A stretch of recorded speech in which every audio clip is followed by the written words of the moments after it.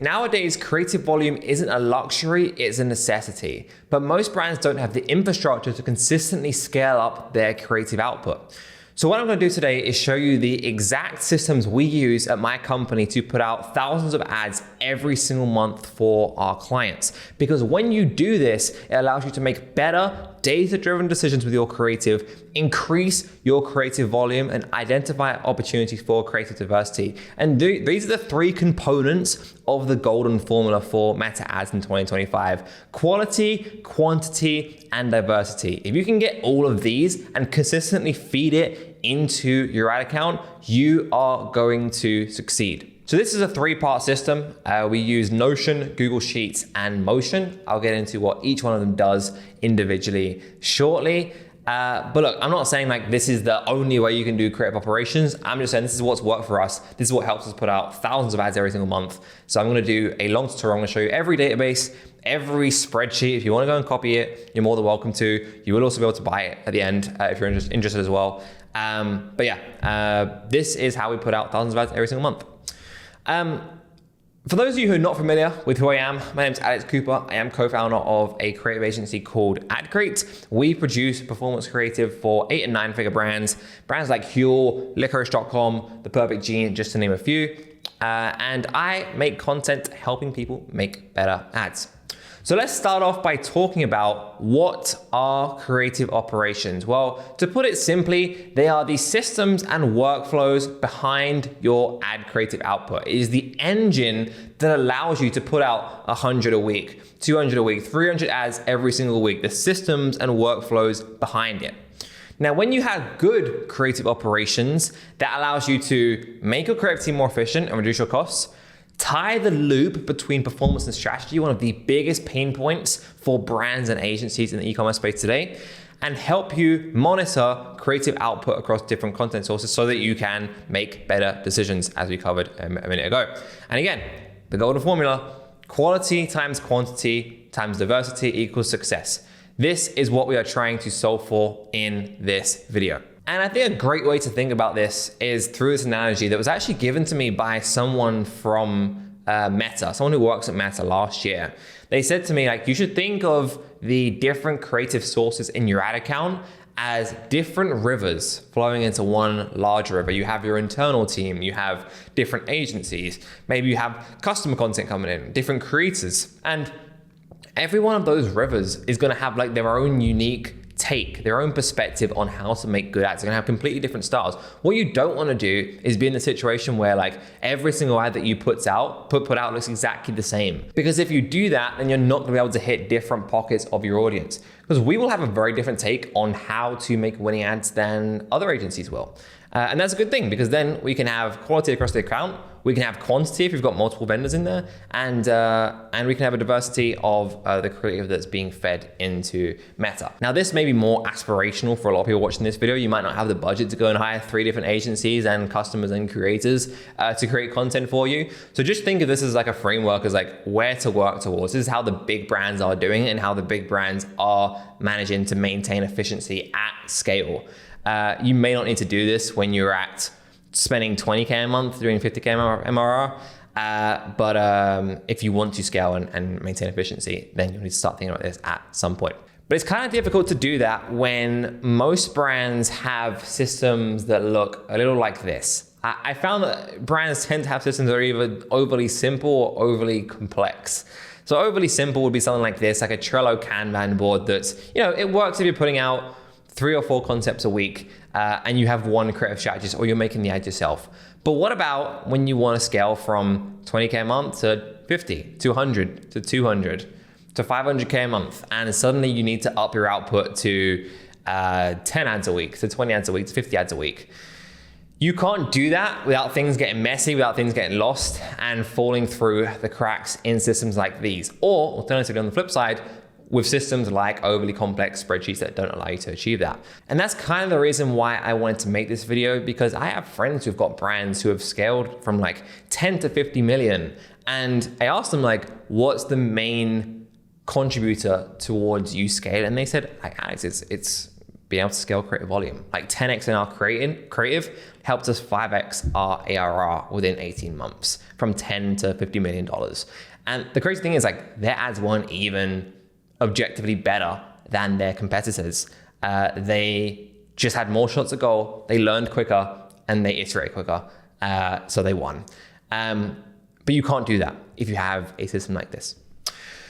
Before I go into a quick demonstration, not a quick demonstration because it will be a pretty lengthy one, I want to make this caveat. I'm going to show you these tools inside of Notion and Google Sheets because that's what worked for us. At the end of the day, I don't want you to take from this video, the fact that like you have to do systems in Notion, you have to do systems in Google Sheets. Tools are replaceable. All of them do 80 to 90% of the same thing. I'm sure if I'd spent as much time, I could have built out a similar system in ClickUp or Asana or Trello, maybe. I'm not here to tell you which tool to use.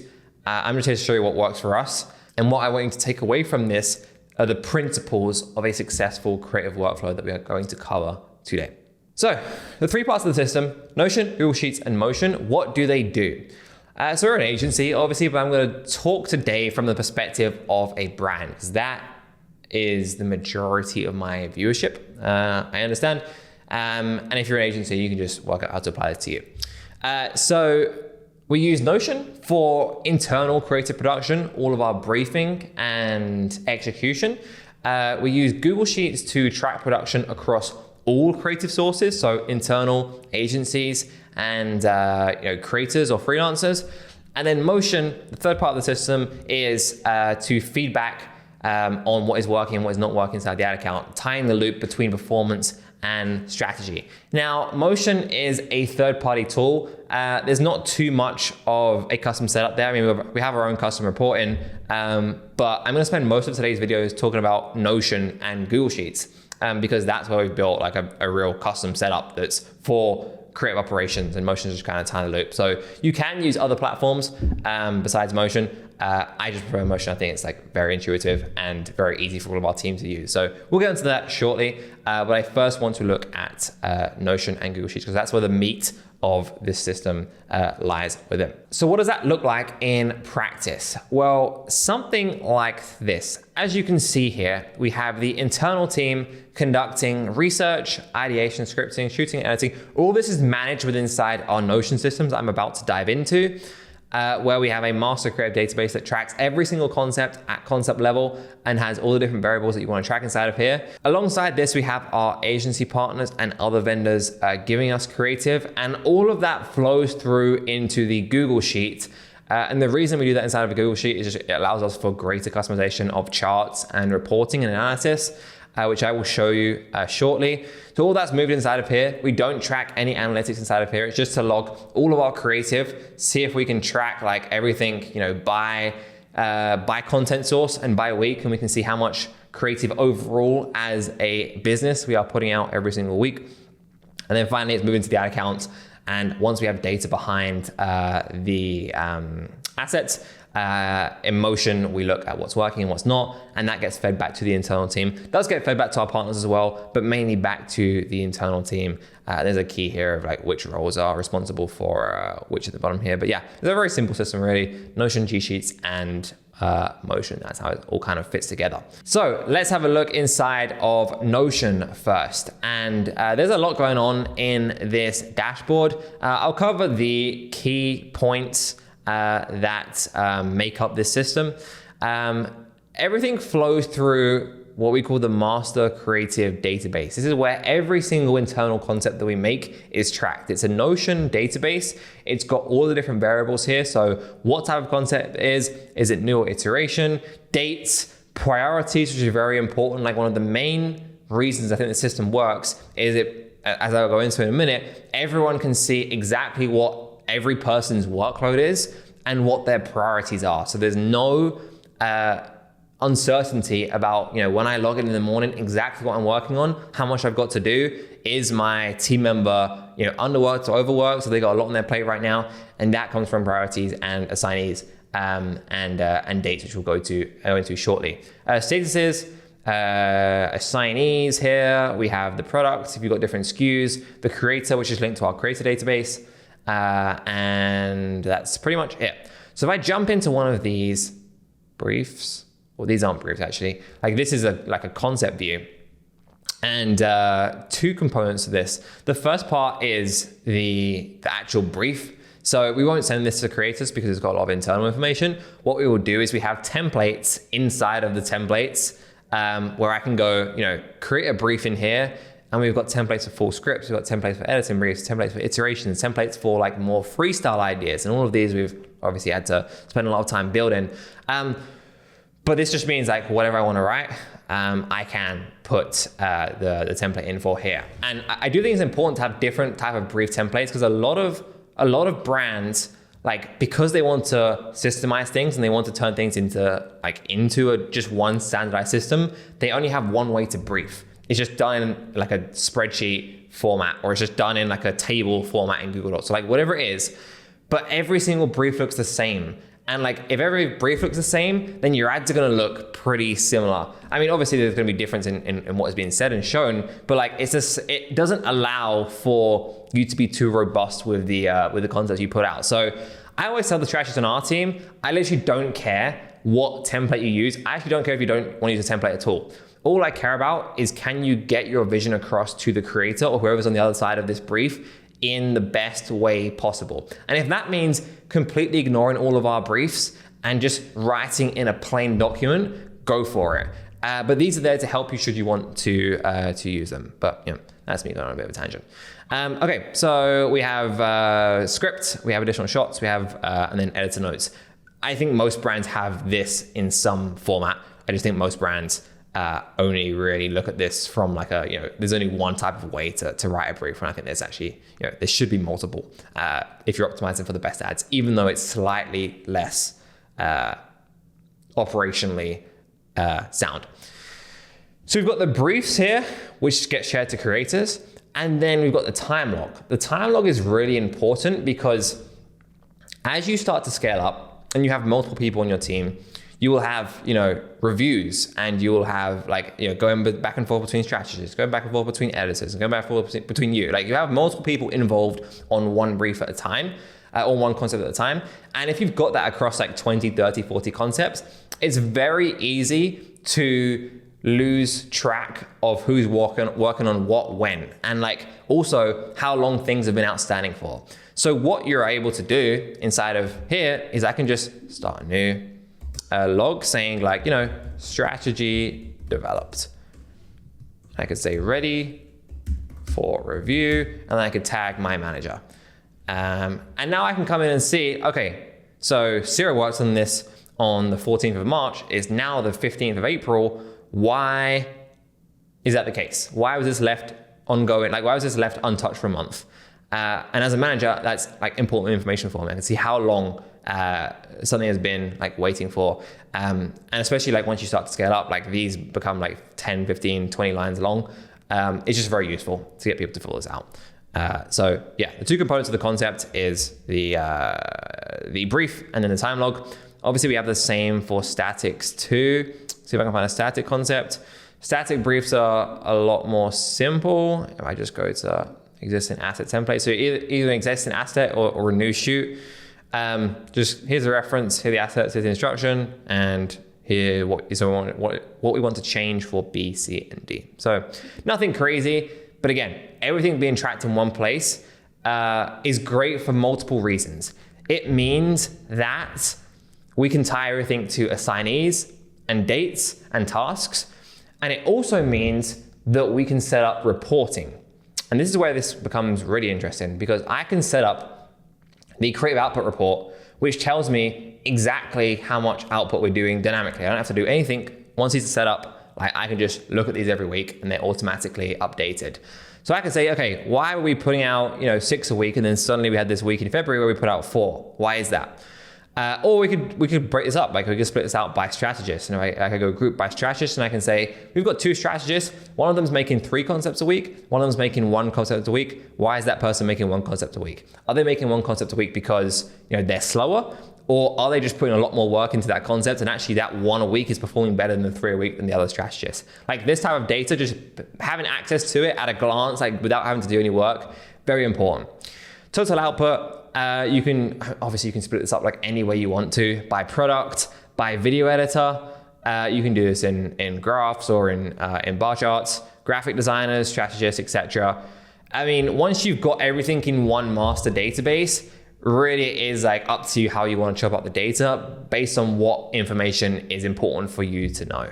And again, like it's important to note that we should not like KPI people on the team directly against output, because I could make 10 awful ads in 1 week, and someone else could make 2 really great ones, and I'm sure you'd want to pay much more for the person who made 2 really great ones than me who's made 10 awful ones.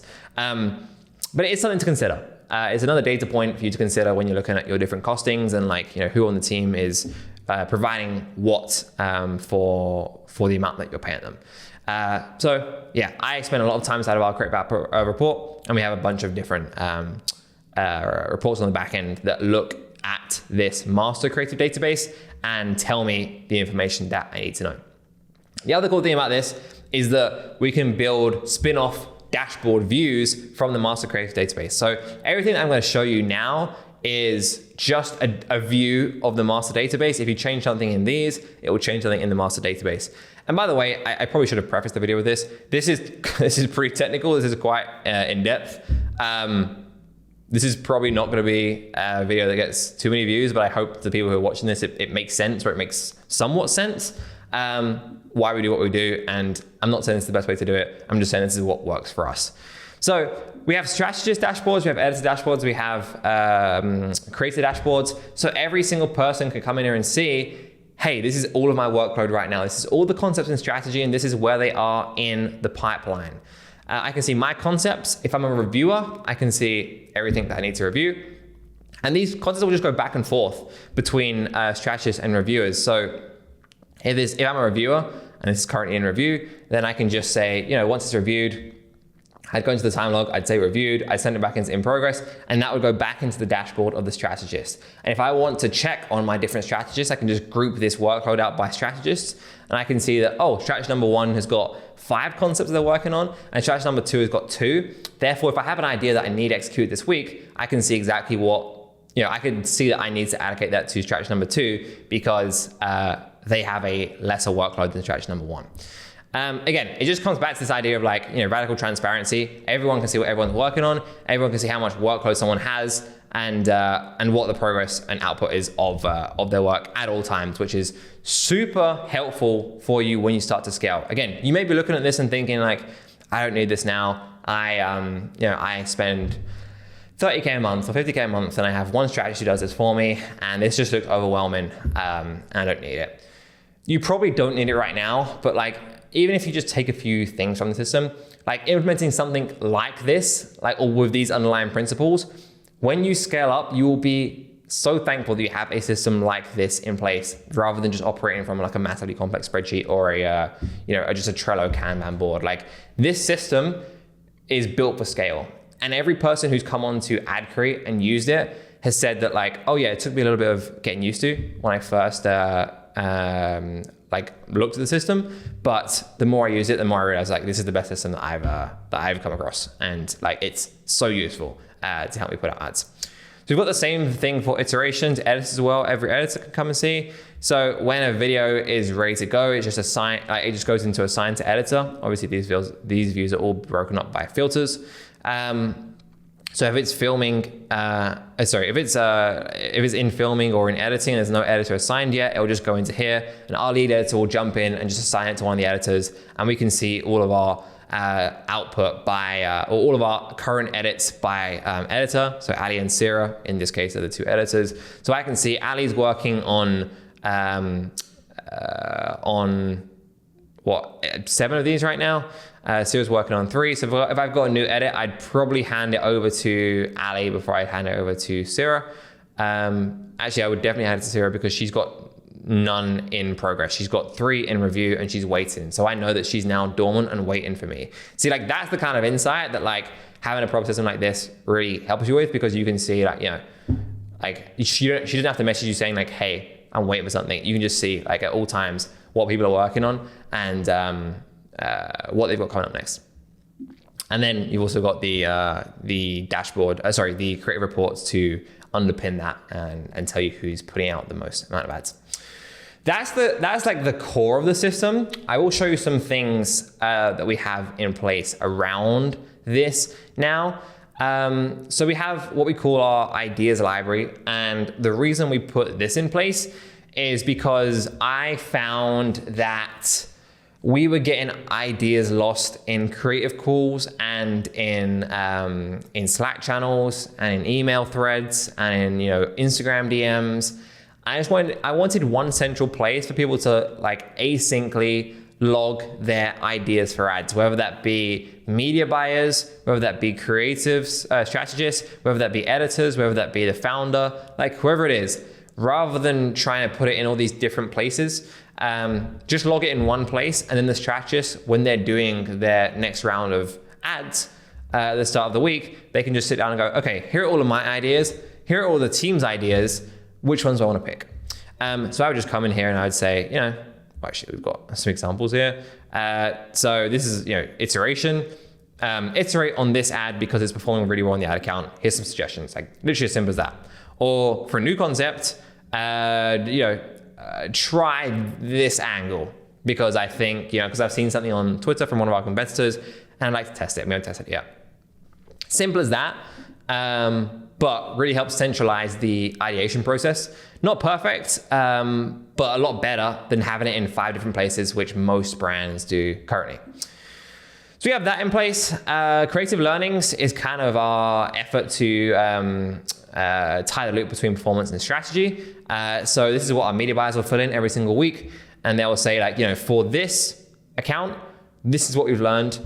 Here is the the data that's logged. Here is the specific ad if there's an ad linked to it. Here is the information.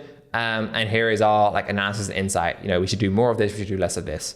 And then people can leave comments on this, go back and forth, etc. Again, just to centralize learnings, because a lot of brands have this, in 10 different places. It's in Slack, it's in emails, it's on calls. And if I'm new to the company and I just want to see like, everything's been learned in the last 6 months with our ads, I have to get on the phone with the media buyer for 2 hours and he has to debrief me. Whereas like we can centralize everything in a database like this. What else is it worth showing? I mean, we have monthly reports as well. We do whitelisting tracking inside of here. Audit logs are just checks on the ad account. No major issues or like, scaling this concept or like performance isn't good in this concept, whatever it is. We get the media buyers to fill that in twice a week. The creative tracker I'll go into shortly. And then it's just a bunch of other things here, like smaller documents that I've shared on this channel before. The brand one sheet, which is just the research document that we use to fill in all of our research here. If you do shoots, we track all of these inside of here and like the status of the shoot, the actors that we're hiring, post-shoot reports, shoot schedule, etc. All that's managed inside of here. And the same thing for creators. We have all of our creators inside of a content creator pool here. And this is dynamically linking into the master creative database. So everything just pulls straight into there. We can just link the creator. We have all their details, all their contact information, all of their previous projects, linked straight from this database. And then any that's in progress, we can just say like, I know exactly by creator, like what everyone's working on and when we can expect it back because we've got the dates in there as well. So just everything is like, you can see, everyone can see everything. Everyone can see everyone's workload, everyone can see everyone's due dates. So that's kind of the way that we structure things. And then just some other resources and bonuses, more so for the people who want to buy this. Again, if you click the link in the description, you will be able to buy this system if you are interested. But like you can also easily go and recreate this yourself or like make some version of it inside of Notion or inside of any other platform. Again, like the most important thing here is underlying principles of the workflow rather than the actual like technicalities itself. So that's what we do inside of Notion. That manages all of our internal creative production. Let's now have a look at the Google Sheet because that accounts for creative production from different sources, from other agencies, from customers, from creators, etc. So let's jump into that now. Okay, so let's have a look at this spreadsheet. It's a similar approach that we've taken in that there's one like database that stores all the data, and then all the other tabs are just spin-off views of this one master database. So let's actually start there.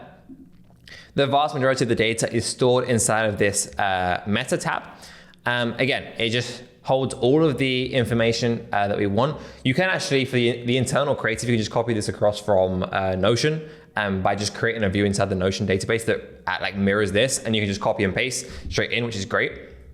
But we're tracking things like date, the concept codes, the UID, the concept name, how many variations of the ad are. So I in this database track things on a concept level rather than an ad level. An ad level would be like, if there are 3 variations of different hooks, then we'd only put that in as 1 row rather than 3. Same thing goes for Notion as well. The SKU, the source of creative, which is where it's different to the Notion database, and I'll get into in a minute how these tabs, how these variables are populated. But the type of creative, the style, the format, and you can customize this however you want, by the way. Like, I'm not saying this is the best way to do it, but like, go and delete 3 of these if you think it's overkill, or go and add 10 more of these columns if you think there's more that you want to track. The reason we do this all inside of here is because then you can build out things like naming conventions. Obviously, very important for backend analysis to track everything via a naming convention. We can just copy and paste this into Meta when we're uploading the ads. Format, the page it's being run from, a creator page or a publication page for whitelisting. Ad copy that's being used, the primary text, and the landing page that we are sending traffic to, as well as the link to the URL. We use Frame.io for all of our internal reviews. So we just put the Frame link here. You could use Dropbox or Google Drive or like whatever, but like just so everyone knows that like this is a spreadsheet that you can access every creative that's being produced by the entire business, not just by the internal team. And the status, where is it? We don't usually use the in production option because usually things get produced inside of Notion, and as soon as they're done inside of Notion, they move into here, straight into in review. But just depends. And launch date. The reason we track launch date is because I want to see the discrepancy between this and this number, this date and this date, to see if there's a delay in us getting assets live. And I will tell you why that's important in a second. And then we can just build the naming convention. This is built as a formula. If you do end up buying this template, or if you do end up building it yourself, I'm a bit of a spreadsheet nerd, but like you could have easily built this out in ChatGPT and just say like, this is what I'm trying to do with my spreadsheet. Tell me the exact formula I have to paste in here to make it, and it will tell you exactly what to do. So that's something worth noting. You can actually build out like really complex spreadsheets for creative operations by asking ChatGPT what to do. So that's where the data all comes from. Let's have a look at the analysis that we can get from it. Again, this is all coming from the Meta spreadsheet, like tab in the spreadsheet. So the 2 graphs that I look at, or the 2 charts that I look at the most in this home tab are the top 2 here. The output in total and the output by creative source. I want to see which sources are producing the most ads for us by month. As you can see, it's more likely than not going to be the internal team. You can see how different agencies have contributed and how your output has increased over time. And if you do want to get your creative output from 50 to 100 a month, like if you're trying to get from A to B, it's important to know what A is first so that you can plan a route for how you're going to get to B. And like this just makes this really easy. Again, it's completely dynamic. You don't have to do any work. All you have to do is just make sure the data is up to date in the Meta tab, and it pulls up this chart. Weekly output doesn't break it up by source, but just shows you, as a business, how much you're out, like putting out on a weekly basis. As we can see here, we're trending in the right direction. So I can say, why in the 4th week of the year did we only put out 1 ad? And I could question my creative team, like, was it a holiday and our agencies were inactive? Was it we just had a really slow week? Did we have another launch to focus on? And you can start asking questions and get into the root of like why output isn't where it should be, and try and get it to where it should be. This chart actually like really can be really useful. days to launch assets. So if you are a brand and you notice that this is increasing over time, for example, like in January, maybe it took you 5 days, but in February, it took you 20 days to launch assets. Why is that? Is that because you had a massive backlog of assets because a lot of agencies just delivered a lot of creative? Is it because you were actually just like there was a miscommunication and your media buyer wasn't testing assets like as soon as they should be? It's important to know this number because even though external factors can influence it, like it could have just been inventory issues or like cash flow issues, or you've had to scale down ad spend. But it's important to know that because the quicker you can get data behind your ads, the faster you're going to be able to learn what works and what doesn't. So ideally, this number is as low as possible. Of course, there are external factors that can influence it, but like you want to track this number to see that like, you know, you don't want it to get out of control where like, you know, you're delivering assets today to the media team and they're not launching them for another 30 days because then it's 30 days before you get data behind your ads.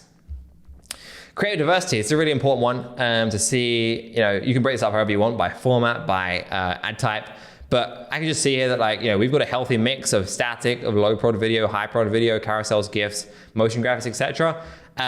You can see how heavily skewed you are between different formats, different styles, even different angles if you wanted to track that inside of here as well. So you can see how much ground you're covering across the output you're putting out, again, across all creative sources. So this is literally everything you feed into your ad account.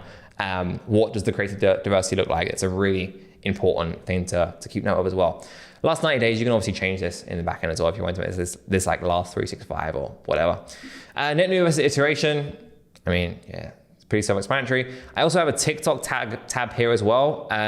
It's not like we don't track all output by all sources, but you know, if we want to track TikTok output or like any other channels like YouTube or AppLovin, you could just duplicate the tab, whatever. And these three, I should be moving down.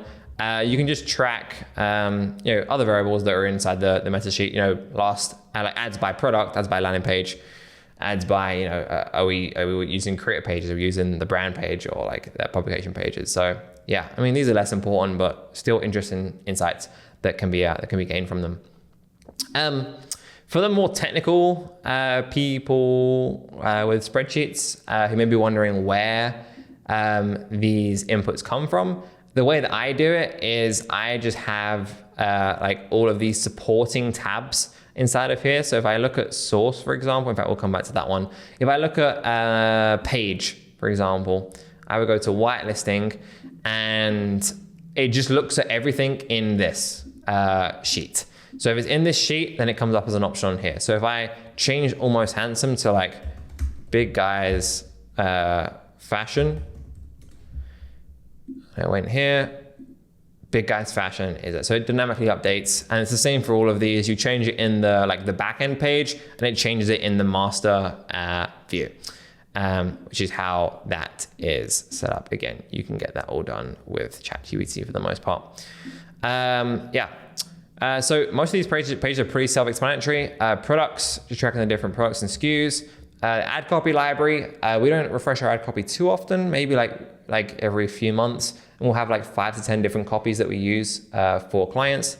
This is obviously the primary text that goes above the ad, not the actual copy inside the creative itself. Whitelisting, broken out by page or like type of page, if you are whitelisting, and landing pages. Very, very simple as well. The only one that does provide some additional analysis on top of what we already have is the creative tab. And it has the different charts that many of these can be found on the first page. In fact, I think they all can be. So I'm just putting them here for visibility. But I also have some analysis here that I think is important for brands to consider. Comparing your different agencies by volume and by like cost share, and then comparing that versus how much they take up of the ad account. Now, this is not perfect because I understand that like, you know, there is no one metric to determine performance inside of ad account. But if there is one to be assumed, I think, I would definitely pick spend because I'm a believer of the fact that like, you know, if the algorithm thinks it is a better ad, it will give it more spend regardless of efficiency.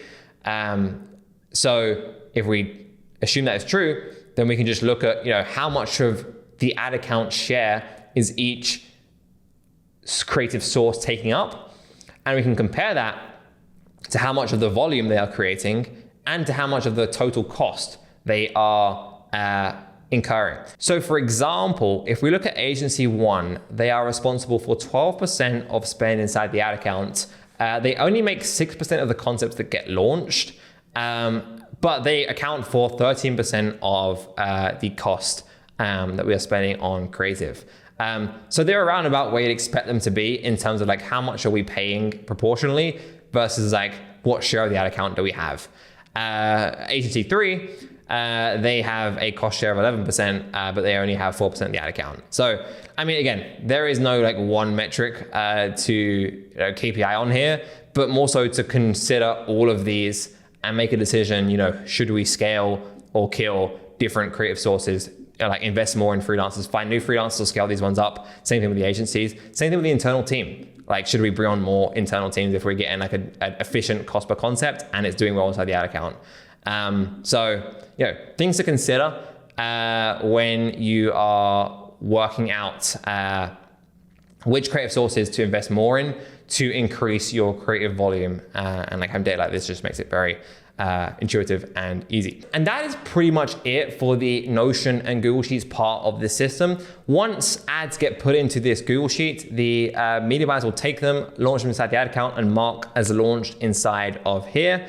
And then we'll get data behind them. And then it's the job of Motion to provide the insights for us, for our performance team, to feedback for the strategy team, so that we're improving our next round of ads and we're continuously learning what is working and what is not. Now, I'm not gonna go into Motion in as much depth as I went into for Google Sheets and Notion, because as I said, it's a lot less custom and there are a lot of tools out there. I do prefer Motion though, because I just think it's really easy for everyone on the team to visually see what's working, what's not inside the ad account, and that we can all make data-driven decisions. It might be easy for me or like you, if you're watching this video, to read an ad account and like get a quick understanding of what's doing well and what's not doing well, and then make decisions off the back of that. But it's often the case that not everyone on your team is a direct response marketer. Like you have video editors, you have strategists, you have designers who don't know how to read an ad account or don't know how to read an account as well as you do. And they need something that's more digestible and easy to understand. I think that's what Motion does a really good job at. I am going to leave my reporting setup here for anyone who is a Motion user and would like to set these up themselves. I mean, the vast majority of these are very self-explanatory. The TLDR though is that it's good to have all these reports set up, and we absolutely use it for looking at launch analysis and looking at iterations and what we should be doing and looking at performance by SKU. I will say though, I and most of my team spend the majority of our time inside of the top performance report. Just to give me a quick overview, last 7 days, last 14 days, last 30 days, what's working. And then if I want to go deeper, I'll go into one of the other reports where I'll just go straight into the ad account itself. But very happy with Motion as a tool for our agents who use it for all of our clients, and I couldn't recommend it highly enough. Here's what I want you to take away from this video. Again, not necessarily the fact that you have to do it in Notion or Google Sheets or whatever, but more so the workflow principles that you need, regardless of what you have as a system. Like, your system and workflow should allow you to do the following things.